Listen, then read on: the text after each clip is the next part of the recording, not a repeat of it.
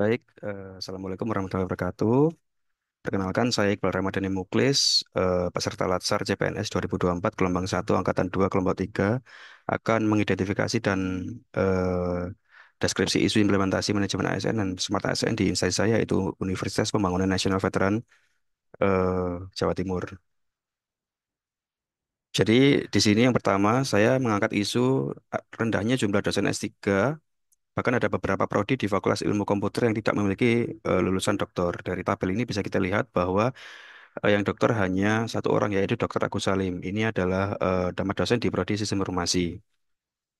Nah, rendahnya jumlah dosen S3, bahkan beberapa prodi ini tidak memiliki lulusan doktor, itu mungkin karena kurangnya dosen yang tidak memiliki kualifikasi doktor dapat mempengaruhi daya saing program studi baik di tingkat nasional maupun internasional. Nah, dampaknya apa? Yang pertama, kualitas pengajaran menurun. Dua, produktivitas penelitian menurun. Ketiga, akreditasi program studi menurun dan pengembangan kompetensi mahasiswa. Nah, pihak yang terdampak adalah mahasiswa, dosen, prodi sistem informasi, Fakultas Ilmu Komputer, dan universitas. Kemudian isu kedua, saya mengangkat tentang kurangnya kolaborasi dengan praktisi mengajar di Fakultas Ilmu Komputer UPN Veteran Jatim, praktisi mengajar kurang dari 10.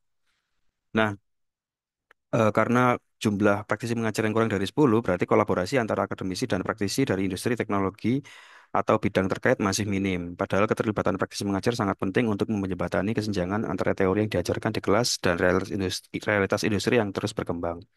Dampaknya apa? Yang pertama, kesenjangan antara teori dan praktik, gitu ya. Kemudian keterbatasan pengalaman industri bagi mahasiswa. Yang kedua, yang ketiga, keterlambatan kurikulum mengikuti perkembangan teknologi, dan yang keempat adalah keterbatasan networking dan peluang karir. Nah, yang terdampak adalah mahasiswa, dosen, industri, dan fakultas dan institusi.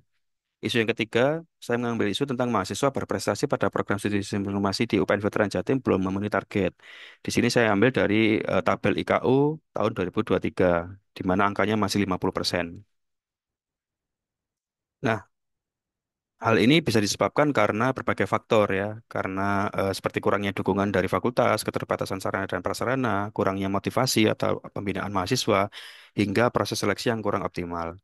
Dampaknya apa? Yang pertama, motivasi berprestasi menurun, citra program studi menurun, reputasi universitas menurun, dan kurangnya kolaborasi dengan pihak eksternal.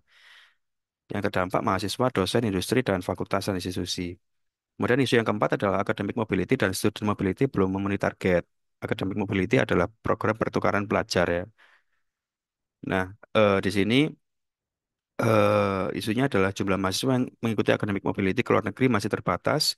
Mahasiswa dari dalam negeri yang melakukan inbound hanya mencapai 40% dari target gitu ya. Nah, dampaknya apa? Yang pertama, daya saing di pasar kerja, reputasi akademik, jaringan internasional yang terbatas, dan citra institusi. Pihak yang terdampak mahasiswa, dosen, prodi, dan fakultas atau institusi. Dan isu yang kelima adalah rata-rata waktu lulus prodi SIUPN di atas 4 tahun, yaitu 4,7 tahun ya, berdasarkan tabel ini. Nah, eh, masa lulusnya itu di angka 4,7 tahun, padahal idealnya masa studi sarjana dirancang untuk diselesaikan dalam waktu 4 tahun atau 8 semester. Dampaknya apa? Yang pertama, reputasi akademik menurun. Yang kedua, akreditasi dan pilihan kerja menurun. Biaya bagi mahasiswa yang membengkak dan beban pembimbingan bagi dosen. Yang terdampak adalah mahasiswa, dosen, prodi, fakultas, dan universitas. Yang keenam adalah rendahnya publikasi internasional. Jumlah jurnal Scopus hanya 1093 dari keseluruhan dosen.